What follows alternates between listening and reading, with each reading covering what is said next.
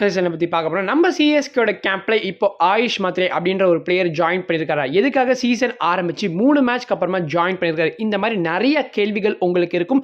So முடிஞ்ச அளவுக்கு இந்த வீடியோ நம்ம எல்லாத்த பற்றியும் ஆன்சர் பண்ணலாம். வீடியோ டெஃபினெட்லி இன்ட்ரெஸ்ட் இருக்கும். வீடியோ கிளிக் தெரிவிட்டு மறக்காம சேனல் சப்ஸ்கிரைப் பண்ணிக்கோங்க.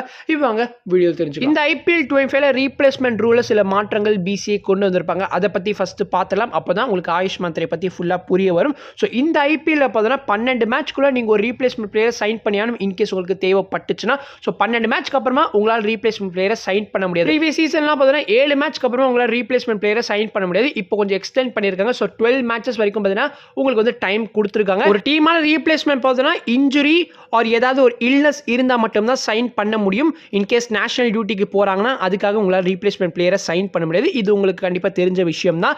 அண்ட் ரீப்ளேஸ்மெண்ட் பிளேயர்ஸை எடுக்கிறீங்கன்னா அவங்க பார்த்தீங்கன்னா ரெஜிஸ்டர்ட் அவைலபிள் பிளேயர் பூல் லிஸ்ட்டில் பார்த்தீங்கன்னா இருக்கணும். இந்த ஆர்ஐபிபி பிளேயர்ஸ் லிஸ்ட் இருக்க எல்லாருமே பார்த்தீங்கன்னா ஆக்ஷனில் அன்சோல்டாக போடுவாங்க. ஸோ சில பிளேயர்ஸ்லாம் பார்த்தீங்கன்னா இப்போ வந்து சில டீம்ஸோட வந்து நெட் போலர்ஸாக வந்து ஒர்க் பண்ணிட்டு இருக்காங்க. உங்களால் கண்டிப்பாக பார்த்தீங்கன்னா உங்களுக்கு ரீப்ளேஸ்மெண்ட் தேவைப்பட்டுச்சுன்னா கண்டிப்பாக உங்களால் கான்டாக்ட் பண்ணி வந்து அந்த பிளேயரை சைன் பண்ண முடியும். அதில் எந்த ஒரு அப்ஜெக்ஷனுமே கிடையாது. தென் பார்த்தீங்கன்னா உங்களால் வந்து ஒரு மேட்சுக்கு கூட வந்து ஒரு ரீப்ளேஸ்மெண்ட்டை சைன் பண்ண முடியும் அப்படின்னு பார்த்தீங்கன்னா பிசிஏ வந்து சொல்லியிருக்காங்க. ஸோ இது வந்து எக்ஸப்ஷனல் கேஸில் மட்டும்தான். அதாவது இது வந்து நீங்கள் பிளேயருக்கெல்லாம் சைன் பண்ண முடியாது. Only for wicket keepers. So இப்போ ஃபார் எக்ஸாம்பிள் வந்து நம்ம தல தோனி அண்ட் வன்ஷ் பெடி 2 பேருக்குமே வந்து இன்ஜுரியோ இல்லை வந்து மேட்ச் ஃபிட்டாக இல்லைனா வந்து உங்களால் அந்த ஒரு மேட்ச்சுக்கு மட்டும் பார்த்தீங்கன்னா ரீப்ளேஸ்மெண்ட்டை சைன் பண்ணிக்க முடியும்.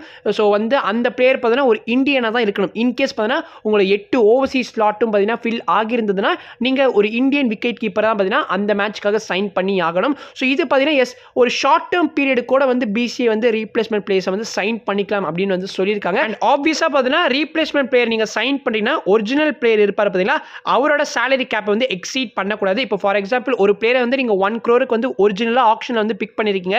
அவர் வந்து இப்போ இன்ஜுரினால வந்து இந்த சீசன்லேருந்து ரூல்ட் அவுட் செய்யப்படுறாருன்னா ஸோ அவருக்கு ரீப்ளேஸ்மெண்ட்டாக எடுக்கக்கூடிய பிளேயர் வந்து 1 crore கீழே தான் இருக்கணும் ஆர் எக்ஸாக்டாக 1 crore இருக்கணும். இப்போதைக்கு ரீப்ளேஸ்மெண்ட்ஸ்லாம் பார்த்தீங்கன்னா அல்லா கசன்ஃபர் வந்து 4.8 crore வந்து எம்ஐ வந்து ஆப்ஷனில் பிக் பண்ணியிருந்தாங்க. முஜிபுர் ரஹ்மான் வந்து 2 crore வந்து ஆப்ஷனில் வந்து ரீப்ளேஸ்மெண்ட்டாக வந்து சைன் பண்ணியிருப்பாங்க. லைக்வைஸ் எஸ்ஆர்எக்ஸ் பார்த்தீங்கன்னா 1 crore பிரைடன் காசை ஆப்ஷனில் வந்து வாங்கியிருப்பாங்க. அவருக்கு ரீப்ளேஸ்மெண்ட்டாக பார்த்தீங்கன்னா வியான் முல்டர் 75 lakhs கொடுத்து பிக் பண்ணியிருப்பாங்க. ஸோ இந்த மாதிரி பார்த்தீங்கன்னா உங்களால் பிளேயரோட அந்த சேலரி கேப் வந்து எக்ஸீட் பண்ண முடியாது.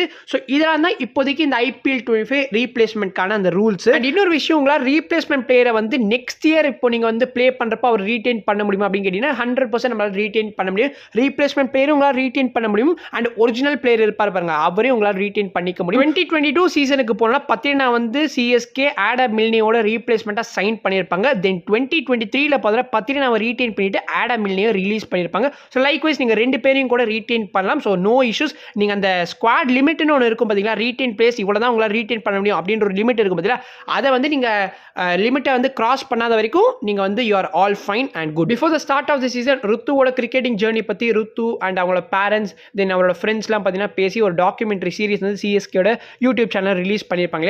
இப்போ வந்து பத்திரினாக்கும் அதே மாதிரி பண்ணியிருக்காங்க. ஸோ பத்திரினாவோட அப்பா வந்து எமோஷனலாக ஒரு விஷயத்தை பற்றி அதில் வந்து சொல்லியிருப்பாரு. பத்திரினா அவர் அப்பா கிட்ட என்ன சொல்லியிருக்காருன்னா, இங்கே ஸ்ரீலங்காவில் நீங்கள் என்னோட அப்பா அண்ட் அங்கே சென்னையில் பார்த்தீங்கன்னா தோனி தான் என்னோட அப்பான்னு சொல்லியிருக்காரு. ஸோ கிரிக்கெட்டிங் ஃபாதர்னு கூட கண்டிப்பாக நம்ம சொல்லலாம் தோனியை. ஸோ பத்திரினா வந்து எவ்வளவோ விஷயங்களை வந்து நம்ம தலை கிட்ட வந்து கற்றுக்கிட்டு இருக்காரு அண்ட் இன்னுமே வந்து கண்டிப்பாக he will learn more. So வந்து பத்திரினா வந்து அவரோட கரியரே வந்து கிட்டத்தட்ட வந்து இங்கே தாங்க பூஸ்ட் ஆச்சு. ஸோ 2023ல உங்கள் எல்லாருக்குமே தெரியும் பத்திரினா வந்து he was like the sensation of ஐபிஎல்னு கண்டிப்பாக சொல்லியாலும் இப்போ 2025க்கு வந்து பத்திரினா இன்னுமே அதே மாதிரி சிஎஸ்கேக்காக டெலிவர் பண்ணிகிட்டே இருக்காரு. தலை அண்ட் பத்திரினாவோட அந்த பாண்ட் வந்து ரொம்பவே ஸ்பெஷல். ஹோப் தலை ரிட்டையர் ஆனதுக்கு அப்புறமாவும் வந்து அவர் பத்திரினா கூட க்ளோஸாக ஒர்க் பண்ணார்னா ரொம்ப ரொம்ப மகிழ்ச்சியாக இருக்கும். பத்திரினா சிஎஸ்கேக்குள்ளே வந்ததுக்கான ரீசன் தலை தோனி நம்ம நம்பிட்டு இருக்கோம். ஸோ வந்து முன்னாடி அந்த 2023 சீசனில் பார்த்தீங்கன்னா அவர் ஒரு வீடியோ வந்து பார்த்ததுக்கு அப்புறமா வந்து இவரை வந்து ட்ரை பண்ணலாம் சொன்னார் அப்படின்னு நம்ம நினைச்சிட்டு இருக்கோம். அப்படி கிடையாது.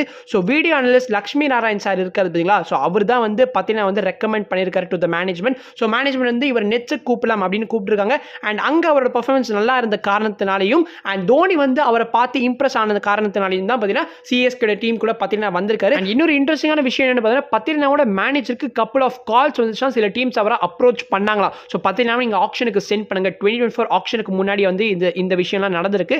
பட் பத்திரினா பத்திரினா வந்து ஸ்ட்ராங்கா என்ன சொல்லியிருக்காருன்னா, நான் வந்து சிஎஸ்கேயோட தான் ஸ்டே பண்ண போறேன். ஆக்ஷனுக்கு பத்திரினா போயிருந்தானா கண்டிப்பா அவர் ரீடைன் பண்ண பிரைஸ் 13 crores விட அதிகமா ஃபெச் பண்ணிருக்க முடியும். But he showed his loyalty towards this franchisee. So அதுல தான் வந்து CSK is not just a team but it's a family. ஃபைனலா ஆயுஷ் மாத்ரேயோட விஷயத்துக்கு வரலாம். ஸோ நம்ம இருக்கிற ரிசோர்ஸை சிஎஸ்கே சரியா யூஸ் பண்ண மாட்டாங்க. வன்ஷ் பேடியா இருக்கட்டும், அதுக்கப்புறம் ஆண்ட்ரி சித்தார்த், ஷேக் ரஷீத் இந்த மாதிரி பிளேயர்ஸ்க்கு வாய்ப்புகள் வழங்கணும். ஆனால் சிஎஸ்கே வழங்க மாட்டாங்க. இப்போ ஆயுஷ் மாத்ரே இவர் ஆல்ரெடி வந்து சீசனுக்கு முன்னாடியே வந்து ட்ரையல்ஸ்க்கு வந்து சிஎஸ்கே இன்வைட் பண்ணியிருப்பாங்க. அண்ட் கேகேஆரோட நெட்ஸ்லையுமே பார்த்தீங்கன்னா இவர் இருந்திருப்பாரு. ஸோ கேகேஆர் அண்ட் எம்ஏ தான் மோஸ்ட்லி இவரை சைன் பண்ணுவாங்க அப்படின்னு எதிர்பார்க்கப்பட்டது ஆக்ஷனில். ஆனால் கடைசியில் யாருமே ஒரு பிக் பண்ணாமல் போயிட்டாங்க. இதுக்கு பருத்தி மூட்டை குடோன்லேயே இருந்திருக்கலாம்ன்ற மாதிரி எதுக்காக இவ்வளோ ஹைப் கொடுத்தீங்க அந்த மாதிரி தான் இருந்துச்சு. பட் இப்போ திரும்ப அதே மாதிரி ஒரு ஹைப் வந்து கிளம்ப ஆரம்பிச்சிருக்கு. எஸ், ஆயுஷ் மாத்ரே வந்து மிட் சீசன் ட்ரையல்ஸ் வந்து சிஎஸ்கேல இப்போ அட்டென்ட் பண்ணியிருக்காரு. நம்ம சிஎஸ்கே சிஓ காசி தாத்தா என்ன சொல்லியிருந்தாங்கன்னா, இது ஜஸ்ட் ட்ரையல்ஸுக்காக தான் அவர் நாங்கள் இன்வைட் பண்ணியிருக்கோம் அண்ட் அவரோட பர்ஃபார்மன்ஸ் நல்லாவும் இருக்கு. ஸோ வந்து நாங்கள் கண்டிப்பாக வந்து அவர் ரீப்ளேஸ்மெண்ட்டாக சைன் பண்ணுவோம் இன்கேஸ் எங்கள் டீமில் ஏதாவது ஒரு இன்ஜுரி ஏற்பட்டுச்சுன்னா. ஆயுஷ் மாத்ரேக்கு வயசு 17 தான், மும்பையை சேர்ந்தவர் அண்ட் இவர் வந்து டாப் ரன் கெட்டர்ஸ் டொமஸ்டிக் கிரிக்கெட்டில் ரைட் ஹேண்டட் பேட்டர் அண்ட் இவர் டாப் ஆர்டரில் சூப்பராக ப்ளே பண்ணுவார். எஸ்பெஷலி ஓப்பனிங்கில் வந்து இறக்கி விட்டிங்கன்னா சூப்பராக வந்து ப்ளே பண்ணுவார். கைஸ், எனக்கு என்ன சந்தேகம்னா, சீசன் ஆரம்பிச்சு 3 மேட்ச்க்கு அப்புறமா வந்து ரீப்ளேஸ்மெண்ட்டாக சைன் பண்ணுறதுக்கு பதிலாக இவர் நீங்கள் அழகாக ஆக்ஷன்லேயே பிக் பண்ணியிருக்காமே, அதுவும் இவர் அன்சோல்டாக தான் போயிருந்தாரு. இவர் ஃபர்ஸ்ட் ஆஃப் ஆல் இவரோட நேம் வந்து கால் அவுட் பண்ணாங்களா அதுவே எனக்கு வந்து தெரியல. பட் இவர் வந்து ஆக்ஷனில் வந்து ஹி வாஸ் ரெஜிஸ்டர்ட் பட் இவர் யாருமே பிக் பண்ணல. ஸோ மேபி ஆக்ஷன்லேயே பிக் பண்ணியிருந்தோம்னா maybe it would have been better. Andre சித்தார்த்துக்கு பதிலாக கண்டிப்பாக சைன் பண்ணிருக்கலாம். பட் இப்போ வந்து இவர் க்ளோஸாக ஒர்க் பண்ண போகிறார் சிஎஸ்கே கூட. அண்ட் இன்கேஸ் சிஎஸ்கே டீமில் ஏதாவது ஒரு இன்ஜுரி ஏற்படுச்சுன்னா ரைட்டாகவே ஆயுஷ் மாத்ரே வந்து ஸ்குவாட்குள்ளே வந்துருவார். ஸோ கைஸ், இதான் வந்து இப்போதைக்கு ஆயுஷ் மாத்ரே பற்றின அந்த லேட்டஸ்ட் நியூஸ். அண்ட் நீங்கள் நினைக்கிறீங்க ஆயுஷ் மாத்ரே சிஎஸ்கேக்கு வரணுமா? அண்ட் நம்ம நிறைய பேர் வந்து தீபக் ஹுட்டா அண்ட் நம்மளோட திரிபாத்தியெல்லாம் வந்து சிஎஸ்கேலேருந்து எடுக்கணும்னு சொல்லிட்டு இருக்காங்க இல்லையா? ஸோ அவங்களுக்கு பதிலாக ஆயுஷ் மாத்ரே வந்தால் நீங்கள் அக்செப்ட் பண்ணுவீங்களா இல்லையா அப்படிங்கிறத கண்டிப்பாக கமெண்ட்ஸில் மென்ஷன் பண்ணுங்கள். அண்ட் இதோட வீடியோ முடிச்சுக்கலாம். ஐ நெக்ஸ்ட் வீடியோ. பீஷியஸ் பை.